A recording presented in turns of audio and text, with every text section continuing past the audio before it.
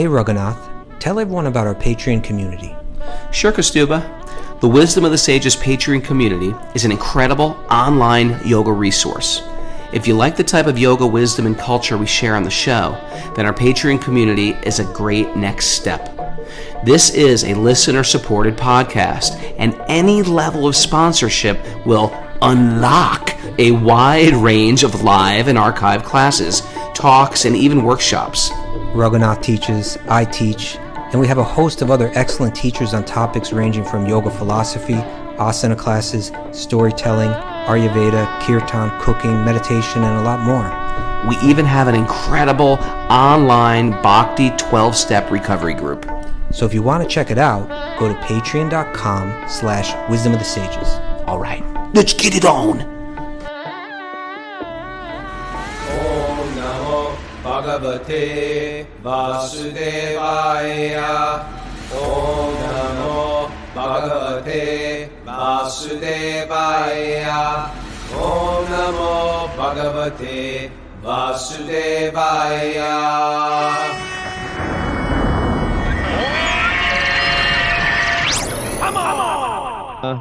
Live from Super Soul Farm, this is Wisdom of the Sages, a daily yoga podcast with your host, Raghunath, and co-host and senior educator at the Bhakti Center in New York, Kaustubha.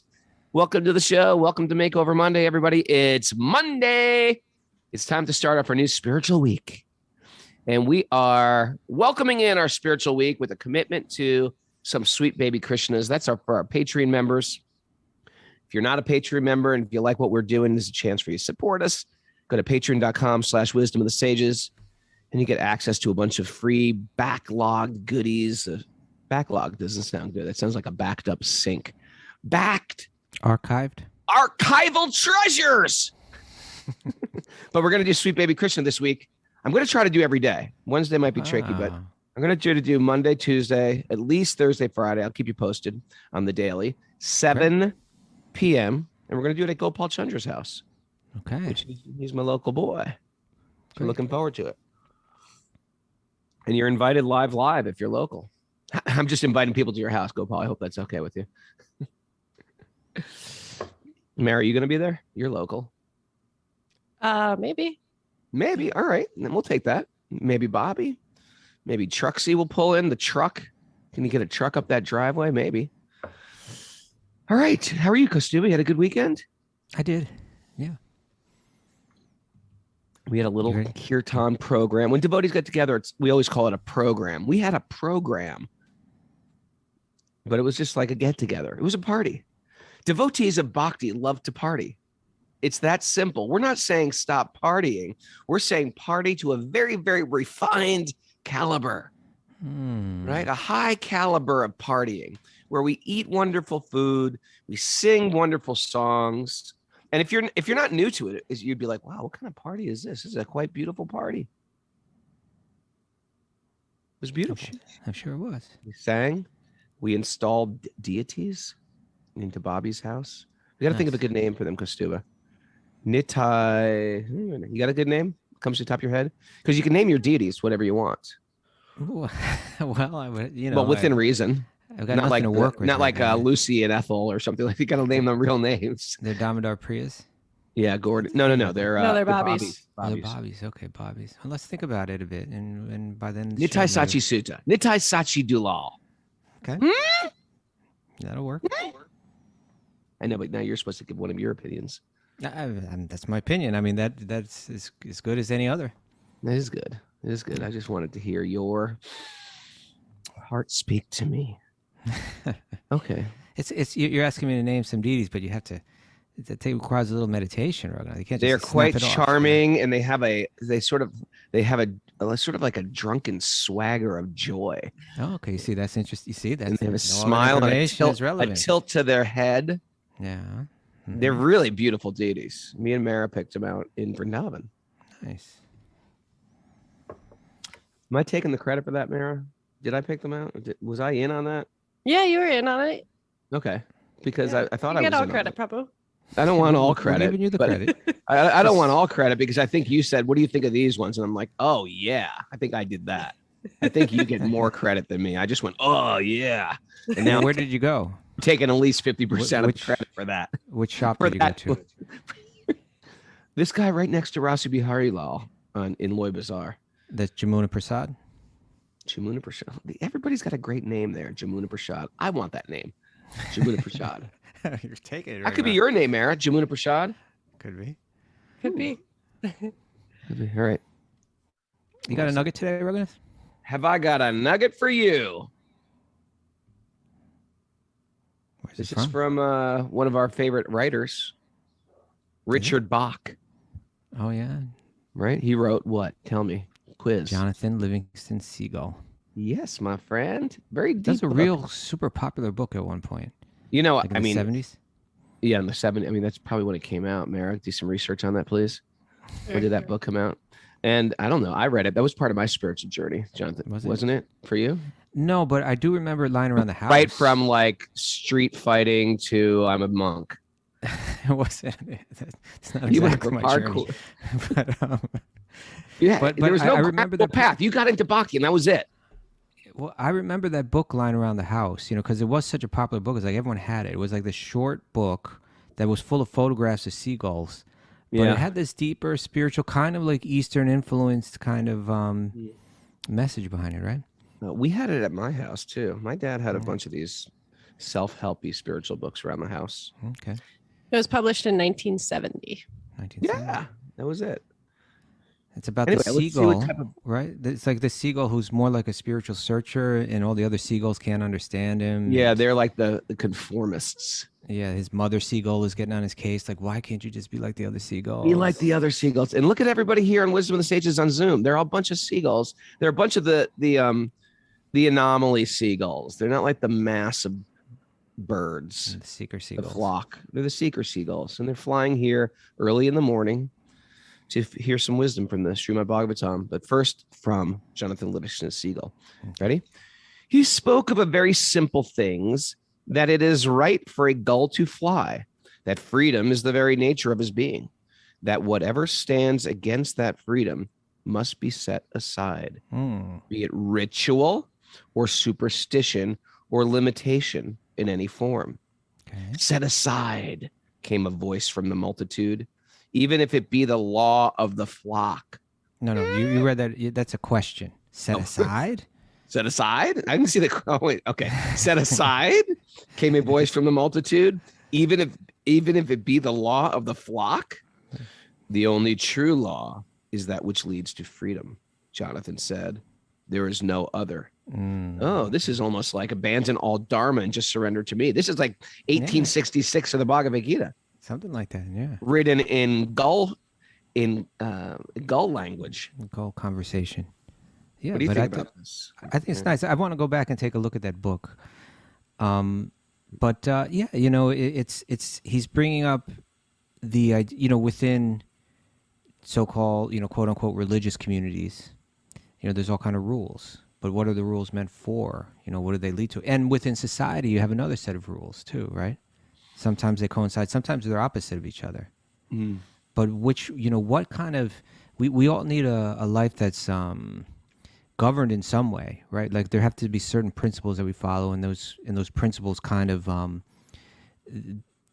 what's the word I'm looking for? Like you have a principle, and then it manifests in a practical way in the form of a rule or a regulation or a value or something that you choose to follow in life. I'm not going to do this anymore. I'm going to make sure I do this every day, that kind of thing, But Sure. we always have to go behind them and see, are they actually serving a higher purpose?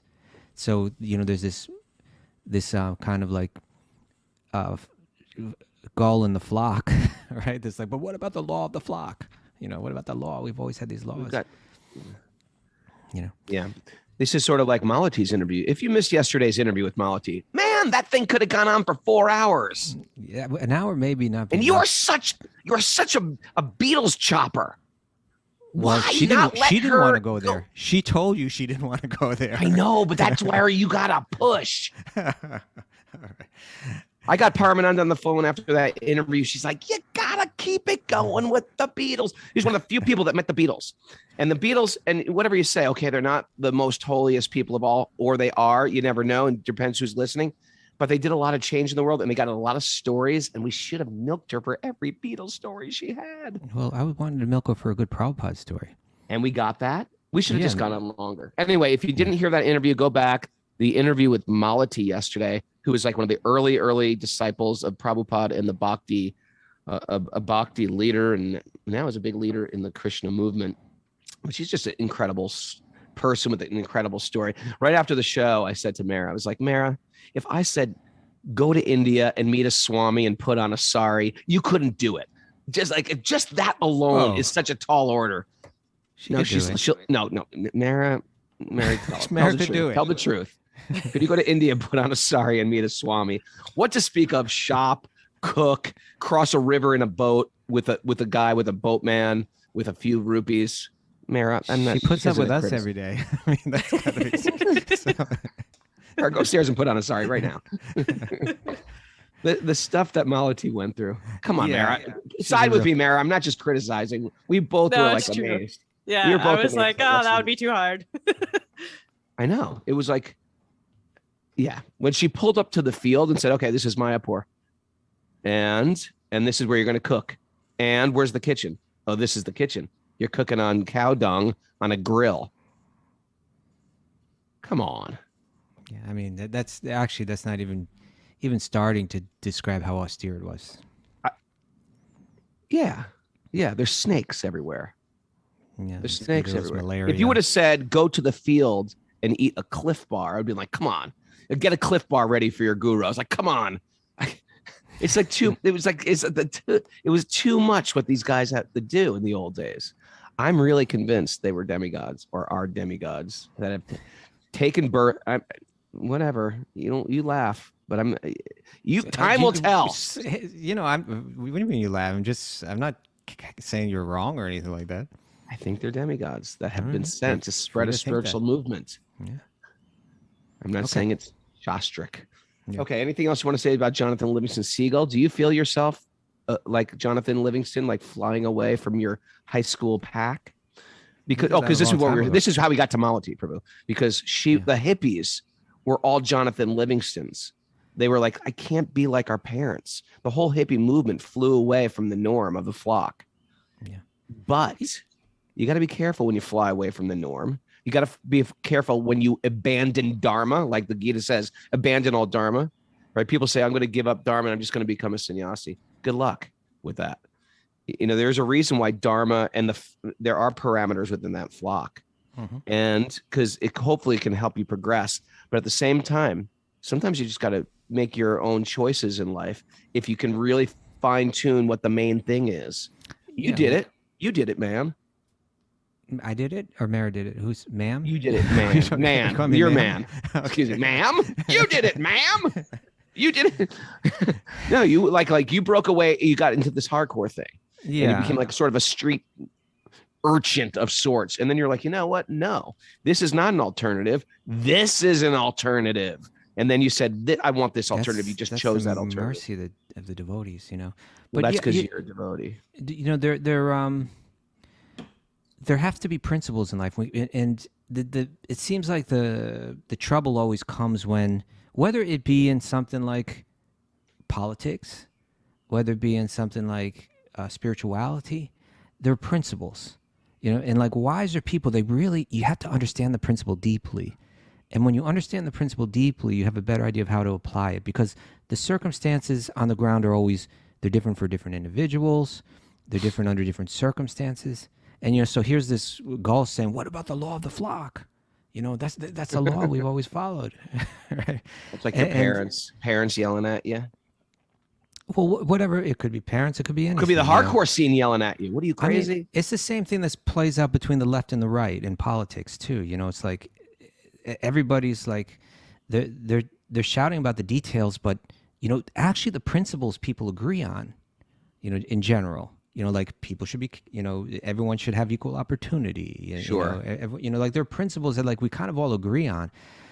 If we just were able to focus on those principles and understand that there's when it comes down to the principles are kind of like solid, like they don't change. They stand the test of time. and then the circumstances are always changing. So it's always a challenge. It's never easy to take the principle and make it apply in politics or in one's own spiritual practice or within spiritual communities. It's a challenge. So we have to be able to sit with each other and say, this is going to be challenging. It's not going to be easy. It doesn't always fit nice because the material world is difficult.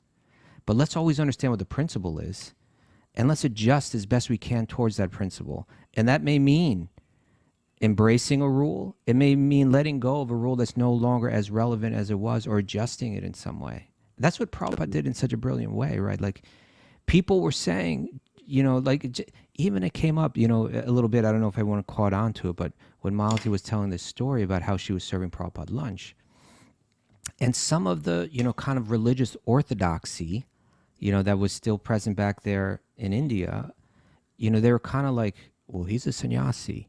Right, and a sannyasi is a person, like the strict understanding of what a sannyasi was traditionally was, it was a man that wandered off to the forest, and part of it was, his vows of celibacy, and with that came rules about how you associate with women. Really, you don't, right? You just kind of like, you just kind of wander off and kind of become a loner.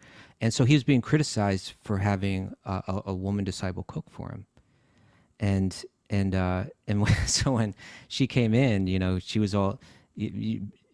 Kind of intimidated by the whole scene and feeling a little uncomfortable. And when Prabhupada said what he said, right, again, like that, she would. What was it again? He said that this is my disciple Malati. Yes, she cooks for me. He said like that, right? Yeah, she cooks for me. And he said, and all I ever do is, in one sense, he was preaching to them and he was preaching to her, because he could see it was hard for her to do that service. It was challenging, and sometimes she's feeling discouraged. He's correcting her, which is really like training, and she's taking that correction like, oh my God, I'm failing, I'm doing terrible. And so he said, this is Malati. Yes, she cooks for me.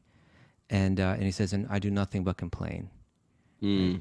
So but then he said, but she would slit her throat for me, and I would do the same for her. And it was a way of not only encouraging her like tremendously, right? But it was also a way of him validating her in front of his godbrothers, in front of in a sense, the religious orthodoxy, right? Saying like, maybe this young girl doesn't appear to you to be like a deep spiritualist. Maybe she's not deeply ingrained in the tradition, but her whole heart, her whole life is given to Guru and Krishna entirely. And she's giving herself so completely, disciple to Guru, that Guru is giving himself entirely to her. She would slit her throat for me. I would do the same for her. But in any case, would you do that for me, Kaustubha? In a second, Raghunath. Just please don't ask me. Can I think about that, please? I'm sorry to put you on the spot, but my point is that Prabhupada, he brought Bhakti, he brought an ancient tradition and he transplanted it in the Western world into a world that was, in one sense, its polar opposite. Like Haight-Ashbury is the polar opposite of like, Hindu or Vaishnavism, Orthodox. Vaishnava tradition, Orthodox Vaishnava tradition in India. But because he understood the principle so well, he was able to make the adjustment. And people are going to come along and say, hey, what about the law of the flock? Right. We always did things this way, and particularly if there's any impurity in someone, if there's any jealousy, if there, what I'm saying, if there's any envy, then one's still more prone to kind of like say, but the law, the law. But someone that understands it really deeply, they know how to adjust it just right. And that's our challenge, to take the principles of yoga, to take the teachings of yoga and make that's what we have to do with lives. this show. That's what we have to do with this show. We have to present it in a modern way. It's a little bit different than a typical Bhagavatam class, and we have to, behind the scenes, Kaustubha and myself. Requires a few squirrels. Sometimes we have to figure out how to make it engaging for a person who just stumbled into this podcast, and those who've been like maybe Orthodox monks for 10, 15, 20 years, and how to sort of, walk that slack line to make sure everybody gets something out of it. And this is like sort of our work here too. It's a new way, Krishna Conscious podcast. It's a new thing. But we got to keep the main thing. That's the main thing. Well, let's do it right now, Roga. Narayanam namaskritya naram chaiva narottamam devim saraswatim vyasam tato jayam mudirayat Before reciting the Srimad Bhagavatam, which is our very means of conquest, one should offer respectful obeisances to the Supreme Lord Narayan. Unto Narayan Rishi, the supermost human being, unto Mother Saraswati, the goddess of learning, and to Srila Vyasadeva, the author. Nasta prayeshu badreshu nityam bhagavat sevaya bhagavati uttama sloki bhaktir bhavati naishtiki. By regular attendance in classes in the Bhagavatam and by rendering service to the pure devotee, all that is troublesome to the heart will become eradicated, and loving service to the Supreme Lord, who is praised with transcendental songs, will be established as an irrevocable fact. Om Jnana Tamarandasya Jnananjana Shalakaya Chaksud Unmilitam Yena Tasmai Shri Gurave Namaha. I was born in the darkness of ignorance, and my teachers are opening my eyes with the torchlight of knowledge. I offer my obeisances at their lotus feet. Mara, hit it. Reading from the 4th canto, chapter 9, text 37. Chapter 9. All right. Where are we, Kaustubha? What is going on? Druva is now coming back home, right? He left for 6 months. He did his yoga. He met Lord Vishnu. He got more than he ever asked for. He felt bad because he went out there with this intention for material gain. He got more than he could ever have dreamed of, and he's going back in this kind of mixed feeling, right? He's kind of got this. It's a certain blend of, I guess, spiritual wonder, but there's also a certain melancholy in him about how he approached God for the wrong reasons. But he's being received as a hero, because the thing was, the king made such a mistake, right? His father, sure, by not standing up and doing the right thing, and then his son went off into the forest, and he was just lost in lamentation. Oh, my son is out there in the forest; he's gonna die. There's wolves out there, and he just felt so bad about what he had done by not showing him the same the love that he deserved. Right. And but Narada came to him. If we remember back earlier in the previous chapter, Narada came to him and said, "Hey, don't worry. Everything's going to be okay. He's going to do tremendous things as a yogi, and he'll come back." And so now he's coming back, and everybody knows that little boy went out there and found God. His reputation is spread, and he's being honored in this big way. So his father, who was worried that he would never see him again and that it was his fault, now he's hearing, messengers are coming saying Druva's coming back. Mm. All right, so we're text 39. Is that what you said, Mara? 37. 37, sorry. King Uttanapad heard that his son Druva was coming back home, as if coming back to life after death, right? Imagine your child just leaves, your little boy goes out to the forest, and all of a sudden he heard, my son is coming back, right? Mm. Imagine his joy in his heart.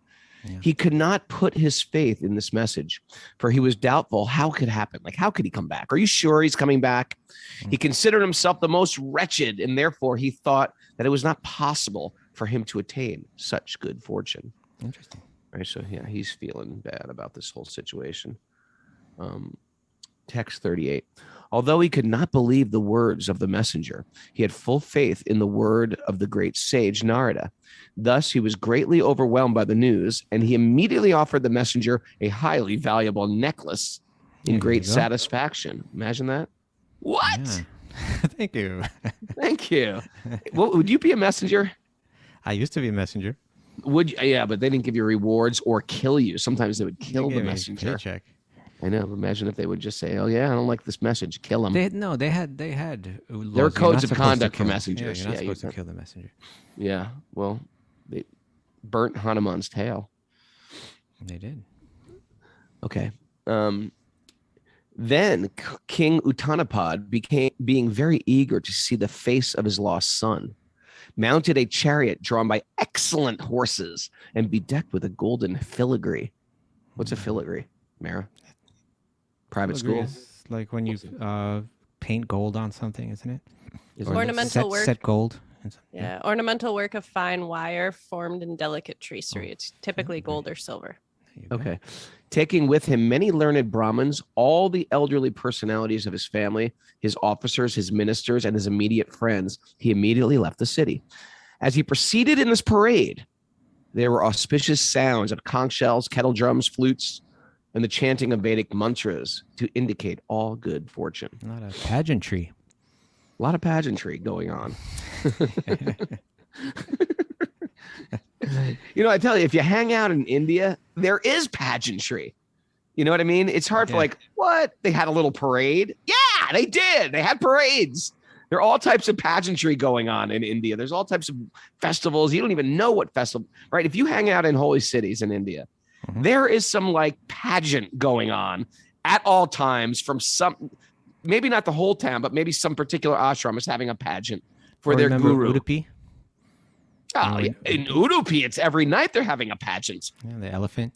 They take the deity off the altar. The whole town gathers around. They put the deity on top of the elephant, and they just walk around the town, and they all sing to the deity. Yeah. Every night that's going on. Yeah. Forever. For it's not like on the festival day or in a festival week or in the fasting month. Every day is a little party. And that's just, so when you hear about this pageantry, if you've been to India and hung out there, you realize, this stuff happens. Upon seeing Druva Maharaj approaching the neighboring small forest. No. Did I miss one? Yeah. Both the queens of King Uttanapad, named Suniti and Suruchi. Good trivia question for Mara. See if she can remember those names. Both the queens of King Uttanapad, namely Suniti and Suruchi, along with his other son, Uttama, right? That's the favored son, appeared in the procession. Okay, so they were happy too. The queens were seated on a palanquin. Well, this is interesting, right? In other words, the mean queen. Well, yeah, like the story started off, we had some villains, didn't we? Like we had the queen, Suruchi. She was a little... What a crummy behavior she demonstrated, right? That was not nice. And where she said, you can't sit on my husband's lap. No, you got to be born for me to do that. Like, whoa, right. What a... So did she have a change of heart, or did she just like parades? Well, we'll find out. But and then as well as Druva's father, like he didn't step up. Come on, what's the matter with you? You're going to tolerate that kind of thing and not show affection to your son. Right. And I guess the other brother really wasn't. You can't really blame him. He was just a kid. I wonder if the mother was like, what have I done? I was rude, and now this kid ran away from home. I feel guilty. Well, you would think so. Like you would think it would be common, right? That like, oh no, now he's coming back. I said what I said. He went off to the forest. Now he's coming back more powerful, right? More influential.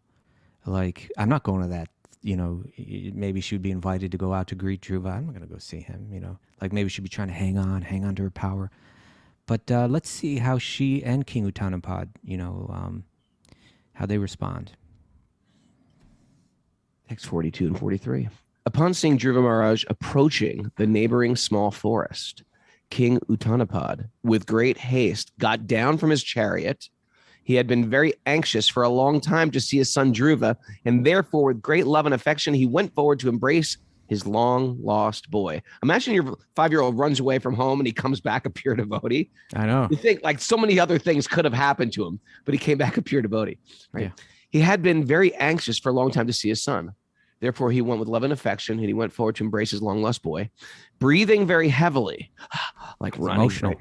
Emotional. The king embraced him with both arms, but Druva Maharaj was not the same as before. He was completely sanctified by spiritual advancement due to having been touched by the lotus feet of the personality of Godhead.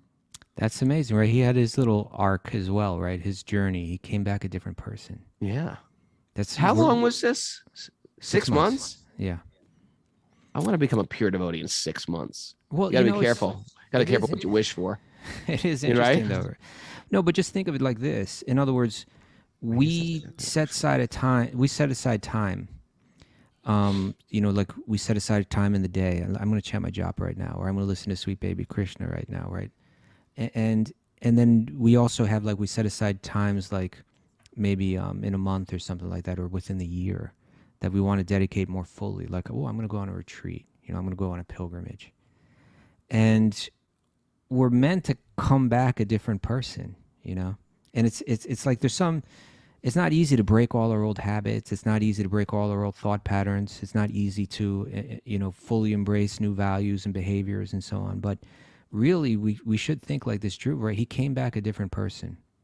Can we do that? And even if it's hard, like even if it's just a little bit, you keep. It's not that the mind gives up very easily, but if we just keep trying, by the blessings, of the great souls. And Druva got the blessings of Narada, and he followed the instructions, and now he's coming back, and he's not that boy that stormed out of there in a huff, but he's like this enlightened being. Okay, let's keep going with this. Text 44. Reunion with Druva Maharaj fulfilled King Uttanapad's long-cherished desire. And for this reason, he smelled Dhruva's head again and again. That's a thing. That's a thing. You ever know that, Mara? This is a thing people do. They smell the head of a baby. They do that in India and stuff like that. That, like even more like it's kind of like part of the kiss. Like when you go to kiss the baby, you smell go the head first. Yeah, and then you kiss. Yeah. You ever see people in Europe do this thing? They go like this. You might have a friend in America. Okay, Europeans, check this out. Ever go like this? You can't see if you're listening. Only Zoomers can see. But I'm squinting my eyes. Both eyes blink, and it sort of means like yes, yes, yes, yes. Who does this now? The baby? Europeans, Euros. They go like they come on, Europeans, back me up. Don't they do that? They squint their eyes. People are like saying, I don't know. Come on. Bruno's over there. She's kind of like, yeah. It's a double. Tina's it's a double like, no. In America, we wink one eye. In Euros, they wink two eyes. Like, oh yes, yes. Okay. Anyway, they sniff heads in India. That's a thing. Back me up, Banky Bihari. You know the deal. Okay. Reunion with Germans, especially, I think, do that. Okay. Reunion with Druva Maharaj fulfilled King Uttanapad's long-cherished desire. Okay, text 45. Then Druva Maharaj. You haven't finished that, text 44. Text 44. Reunion with Druva Maharaj fulfilled King Uttanapad's long-cherished desire, and for this reason, he smelled Dhruva's head again and again and bathed him with torrents of very cold tears. So there's different types of tears. Do you know this, Kaustubha? I do. Cold. All right, explain the tears. Well, Prabhupada explains in the commentary, he says, by nature's way, when a man cries, there may be two causes. When one cries in great happiness upon the fulfillment of some desire, the tears coming forth from the eyes are very cold and pleasing, whereas tears in times of distress are very hot. Interesting. Hot tears. You get a little thermometer, put it right in the tears. That's like a 60s psychedelic band. We're hot tears from San Jose. Yeah, so he's crying cold tears. There's going to be a lot of tears going on here. Yeah. Okay. Then Druva Maharaj, the foremost of all the nobles, first of all offered his obeisances at the feet of his father, and then was honored by his father with various questions. He then bowed his head at the feet of his two mothers. Okay, it's a lot going on here, right? He could have come back and blew off his father, right? He could have come back and said, look how you treated me, and look how I'm coming back. I got more than you'll ever have now, But no, he's honoring his father, and then he's going to bow down not just to his birth mother, but he's going to bow down to both mothers, even that mother who didn't treat him so nicely. That sort of drove him to the forest. Yeah. This is the thing about Vedic culture. You give respect to the seniors because mercy flows downward. Yeah. Right. And you just tolerate it. You just tolerate it. There's certain people you tolerate the seniors, even if they're sort of like way off. I was thinking that the other day, not necessarily being even way off, but like you grant older people certain rights, just because they're older in one sense, like they can say things and like in a real culture, everyone says, okay, let them have their say, Yeah. Yeah. We got it backwards, don't we? Culture's really taking this whole thing backwards. Yeah, you need to shout out your professors and shout out your teachers. Oh God, the way I was treating my teachers is crazy, I hate that. Okay. And it makes me I don't know how people are teachers in America. It can be rough. It can be really rough. Okay, ready?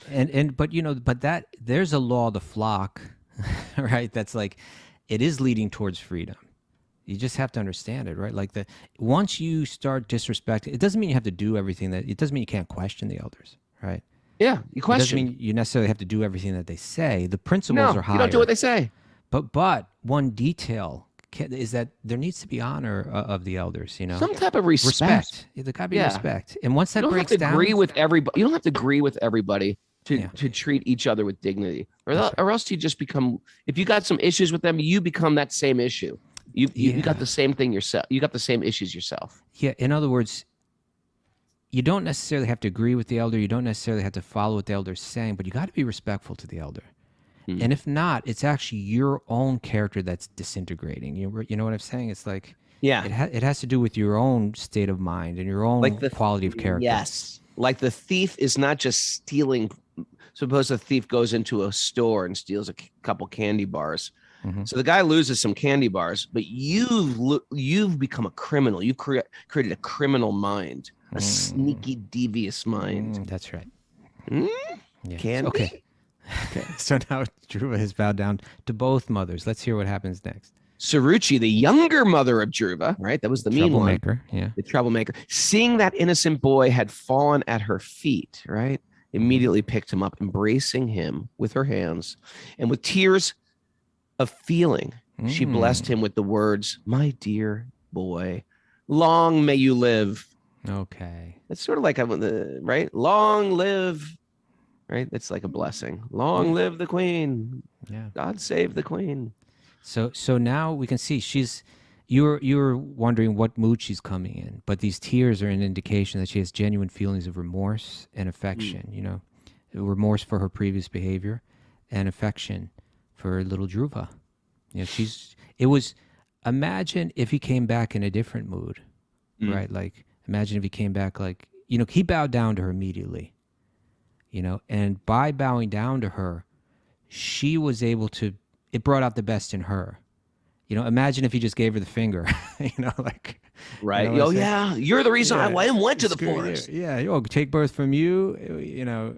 You sit on think the I'm gonna king's take lap. birth from- Yeah. You know, like, I got more than the king has now. What are you going to do about it?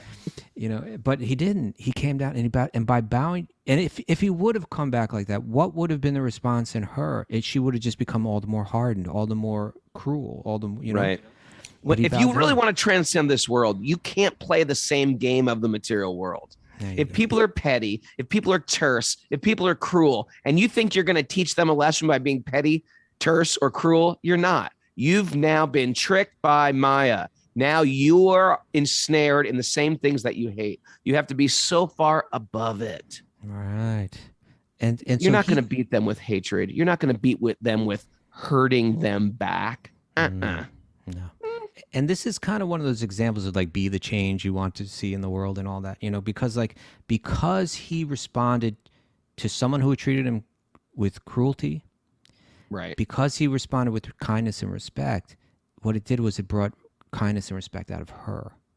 So she sees him bow down and she thinks, what did I do? You know, like, who am I?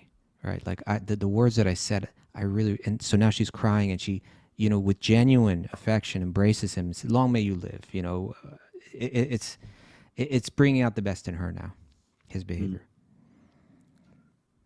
Okay. Here we go.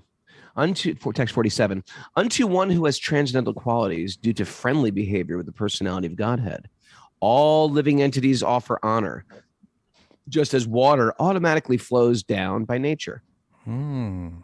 Interesting. Have you seen this in life before? Water flowing down? No. Occasionally. Yes, we've all seen that before. But in other words, that respect being shown to people that have these transcendental qualities, even from all varieties of types of people, you know. Unto one who has transcendental qualities due to friendly behavior with God, all living entities offer honor. You're saying that it's saying that everybody who's connected with God, they honor all People, living beings. No, the other way. In other words, when someone genuinely, not just based on status or position, but when someone has real transcendental qualities due to their connection with God, in general, people honor them, even people that you wouldn't expect it from. You know, like they're being honored left and right, you know. I get that. Okay. The two brothers, Uttam and Druva, also exchanged their tears. So here's their stepbrother. They were overwhelmed by the ecstasy of love and affection. And when they embraced one another, the hairs on their bodies stood up. I love that. Like goosebumps, yeah. Suniti, the real mother of Druva, like the birth mother, embraced the tender body of her son, who was dearer to her than her own life, and thus forgot all material grief. For she was very pleased. My son is back. Yeah, you know, now here again, we've gone full circle, right? She was suffering so much. She was in such pain. Her husband was not kind to her. Her son had been disrespected and was, right to the core of his heart, was so hurt by the words of his stepmother, by the behavior of his father. That caused her even more grief, right? Like whatever Drew was feeling, it's even magnified in the mother, but how did she respond to that circumstance? She was able to even say, well, you know what, your stepmother was right in one sense, but her the first lesson that we get from the Druva story is her original teaching that within your heart, don't bear any animosity, towards your stepmother, towards anyone, because that will come back and bring suffering in your own life. So what a lesson. Say that again. Read that again. She said to him that however you've been treated, never hold animosity towards another in your heart, because that will simply bring pain back into your own life. And so there's some deep understanding here. Those people that that have a lot of animosity in their heart, that you sort of want to hate, don't hate them. They're digging their own grave. That's right. They're digging their own grave. Don't hate the hateful. Yeah. You're digging yours if it comes back at you. And so she held on to that principle, even though the circumstances were so challenging, even though it might have been so tempting to just go in there and scream her head off at these people and say horrible things about them. And, she held on to that principle. She shared that principle with her son. And now, 6 months later, circumstances have changed, right? Whether the circumstances would have even got worse, she still would have held on to the principle. But time is changing. We're up one day, we're down the next. Things are looking bright one day, they're looking dark the next, they're looking bright the next. You hold on to the principle. And so when things were really dark, she held on to the principle, and now things are brighter than she could have imagined, But she never gave up the principle. Never give up the principle. Yeah. Text 50. My dear Vidura, Suniti was the mother of a great hero. Her tears, together with the milk flowing from her breasts, wet the whole body of Druva Maharaj. So very emotional. Very emotional, obviously. This was a great auspicious sign. Text 51. Prabhupada writes here in the commentary. Yes. He says, when deities are installed, you were installing deities. Did you have a little abhishek yesterday? We did not. We didn't do that. I see. Although Prabhupada said for Gorni Tai, all you have to do is chant. So, okay. But he says, when deities are installed, they are washed with milk, yogurt, and water. And this ceremony is called abhisheka. In this verse, it has been especially mentioned that the tears which flowed down from the eyes of Suniti were all auspicious. This auspiciousness of the abhishek ceremony performed by his mother was an indication that in the very near future, Druva Maharaj would be installed on the throne of his father. Because they do this with the king too, right? Yeah, when they coronate the king, they bathe the king. They do it with any honored guest. All the same items that you offer to the deities, the 16 items in the puja. They do that to the king. They do it to the honored guests. Yeah. So it goes on. It says, the history of Druva Maharaj's leaving home was that his father refused to give him a place on his lap. And Druva determined that unless he got the throne of his father, he would not come back. Now this abhishek ceremony performed by his beloved mother was an indication that he would occupy the throne of Maharaj Uttanapad. It is also significant in this verse that Suniti, mother of Druva Maharaj, is described as Virasu, a mother who produced a great hero. There are many heroes in the world, but there are no comparisons to Druva Maharaj, who was not only a heroic emperor of this planet, but also a great devotee. Mm-hmm. A devotee is also a great hero because they conquer the influence of illusion, of Maya. when Lord Chaitanya inquired from Ramananda Roy about the most famous person in the world, the latter replied that anyone who is known as a great devotee of the Lord is to be accepted as the most famous. Interesting. Interesting, the Abhishek, right? Yeah. You do it with your own tears. That's like a real Abhishek. Let's see if we can get one more in here. The residents of the palace praised the queen. Dear queen, your beloved son was lost a long time ago, and it is your great fortune that he has now come back. It appears, therefore, that your son will be able to protect you for a very long time and will put an end to all your material pangs. Text 52. Dear queen, you must have worshipped the personality of Godhead who delivers his devotees from the greatest danger. Persons who constantly meditate upon him surpass the course of birth and death. This perfection is very difficult to achieve. Keep going. We can finish this chapter. Okay. This is a great sage. So Maitreya is saying to Vidura, when everyone was thus praising Druva Maharaj, the king was very happy. He had Druva and his brothers seated on the back of a she-elephant. All right, let's take him for a little ride. Thus he returned to his capital, where he was praised by all classes of men. Isn't that interesting? That's what they drove around in: palanquins, elephants. And then all the different segments of society came forward, and they, just like you did with you were saying, I think it was before the show actually started, but you're saying like you had a little get together last night, and it was Damodar Priya's birthday, and you went around the room, and everybody glorified her. Yeah. So this is what happens there, right? Like it's when it says that all classes of men, it means, in other words, people from all the different segments of society all stepped up and they shared their affection and their appreciation of Druva.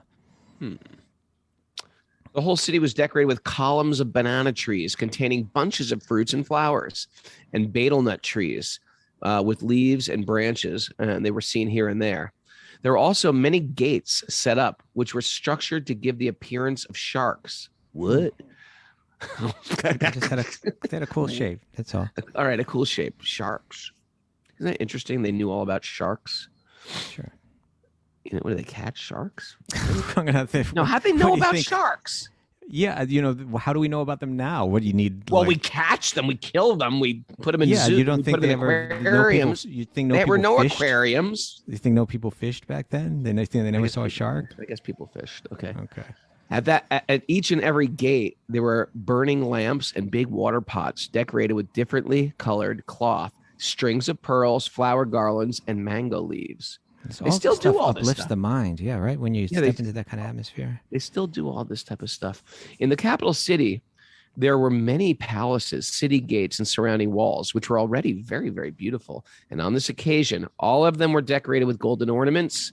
The domes of the city palaces glittered, as did the domes of beautiful airplanes, which hovered over the city. Yes, airplanes. You read that correctly. Okay. All quadrangles. What? Lanes. Squares. All the city squares. Okay. City squares. All the quadrangles, lanes, and city streets, and raised sitting places at the crossing. Benches. Were thoroughly cleansed and sprinkled with sandalwood water.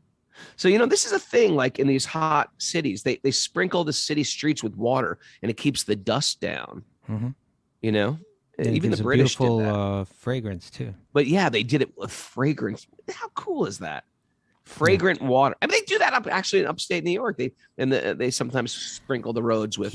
Now they use oil actually on the dirt roads. You know that, to keep the dust down. They make like some oil mixture. Mara's like, no, they don't. I just didn't know that. They did. I didn't know that. Do that. I know these things. I believe you.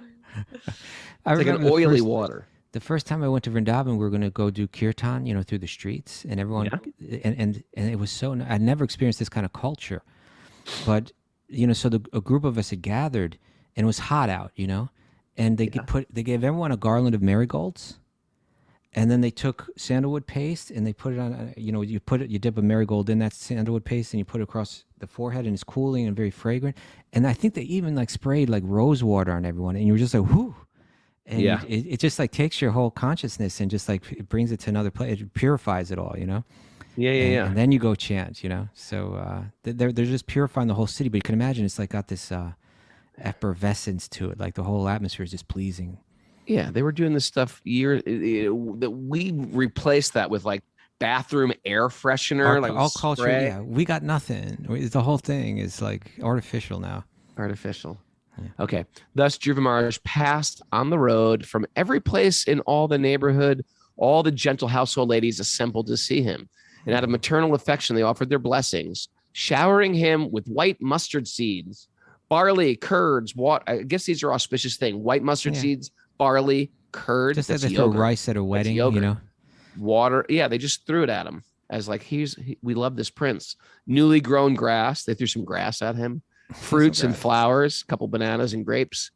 In this way, Dhruva Maharaj, while hearing the pleasing songs sung by the ladies, entered the palace of his father. That's still a thing in India. You'll just hear a bunch of ladies just singing songs, generally glorifying Krishna or Lord Ram or something like that, right? Yeah. You just hear them walking in packs, singing songs.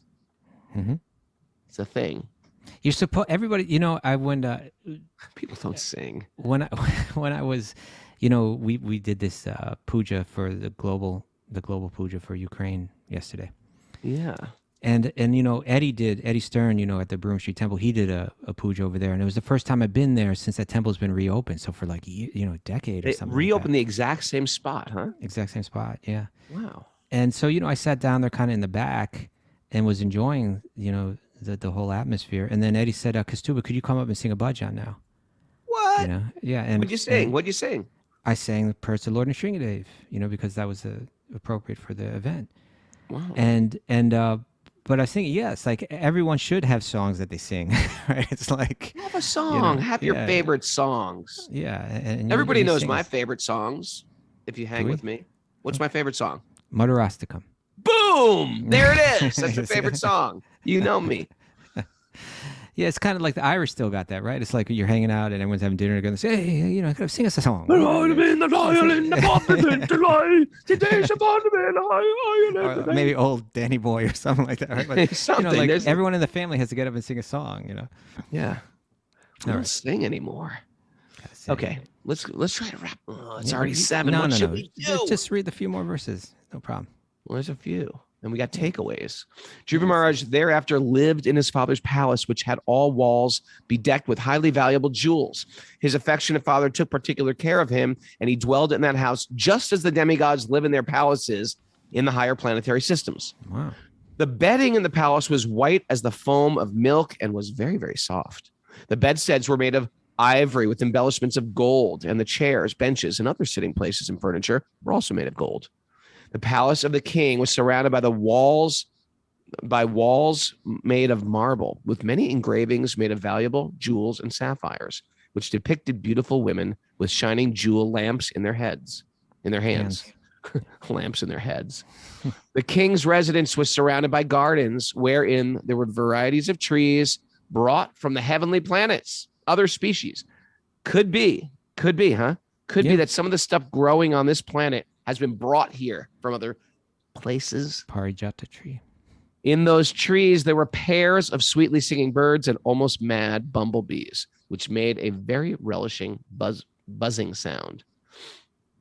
There were emerald staircases which led to lakes full of variously colored lotus flowers and lilies and swans, karandavas, chakravakas, cranes, and similar other valuable birds were visible in those lakes.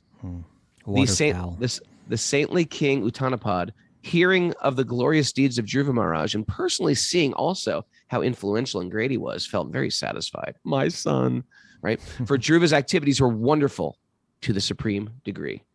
When, after concentration, King Uttanapad saw that Dhruva Maharaj was suitably mature to take charge of the kingdom and that his ministers were agreeable and interested were also very fond of him, he enthroned Druva as the emperor of the planet. Anyway, not enough time to get into that. Not enough time, but let's hold that for tomorrow. Okay. After considering his advanced age and deliberating on the welfare of his spiritual self, King Uttanapad detached himself from worldly affairs and entered the forest. So that's his retirement. All right, let's wrap that up tomorrow. I think we should go right to takeaways because I got to take the kids to school. Okay. Okay. Yeah. Right. Make it a high caliber of partying. Oh, Malati. Understand the principles deeply to adjust to shifting circumstances. Mhm. Can we come back a different person like You Druva? like the party one more? Can we come back a different person like Druva? Yeah. Okay. Cool. Offer What was offer that respect again, to- Mayor? Come back a different person. What was it? Yeah, can we come back a different person like Druva? Yeah. Yeah. Offer respect to seniors to enable the flow of mercy. Mhm. Malati. Disrespect smudges your own character. Oh yeah. T-shirt. T-shirt. Put a big smudge on the shirt too. Smudge it. You're the designer. Smudge. If you want to transcend pettiness and cruelty, you can't play the same game. Yeah. Yes. Yes. Wisdom. Truth. You like when people write truth after you like This. post something and they're like truth. This. This. Though. 100. One. You can't beat hate with hate. 100. Truth. Uh, This. However you're treated, let go of animosity in your heart. It will only bring pain. This. I This. hate this. I hate this. Hold on tightly to the principles during the darkness and light. This. 100. Be Be a seeker seagull. Be a seeker seeker. that. Was that the big I'm one? gonna say that, not the this. That. That. This. Truth. Thank you for joining us, everybody. What a great way to start our Monday. Drinking the nectar ambrosial smoothie of the Stuff. Srimad Bhagavatam. Superfood for the soul. Thanks, everybody, for being here. If you want to be here and if you want to be here, you're here. If you want to be here in the future, come here. Patreon members tonight, 7 p.m. Sweet, sweet, sweet baby Krishna stories will happen. You can join us live there on Patreon. Yeah, looking forward to that. We're going to try to do that as much as we can this week. There goes Karuna. Any announcements? Did you forget announcements? Yeah. you did. Announcement. You forgot Bhakti announcements. recovery group meetings today at 1 and 9:30. And Zeb is offering an asana class for our Patreon members at 4 p.m. Yoga master. before he heads out of the Yoga. country. Where's he going? Yogi. Maybe Peru, but I'm Who's not going certain. out of the country? Zeb. Zeb's going out of the Machu country? Picchu? Yeah, I Yogi think so. Raj, Mr. Zeb. We love you. We miss you. Thanks, everybody, joining us on Zoom. If you're listening out there, if you're one of the fantastic others and would like to come a Zoomer, just write Mara, wisdomofthesages108@gmail.com. Wisdomofthesages.com also is our website. You can go there and find out our events, like we got a lot of events coming up at Super Soul Farm, but our big event is happening in Italy also, as well as our Wisdom of the Sages retreats in New York City and at the farm. Join us. We like to meet you, Zoomers. I got to go early today, so I'm going to give everybody a kiss goodbye now. All right. Does that mean it ends when I leave, or does it keep going? You think the Depends. party's all dependent on you, Raghunath? Really, the party's not. The party's dependent on me. Party people in the house, sir.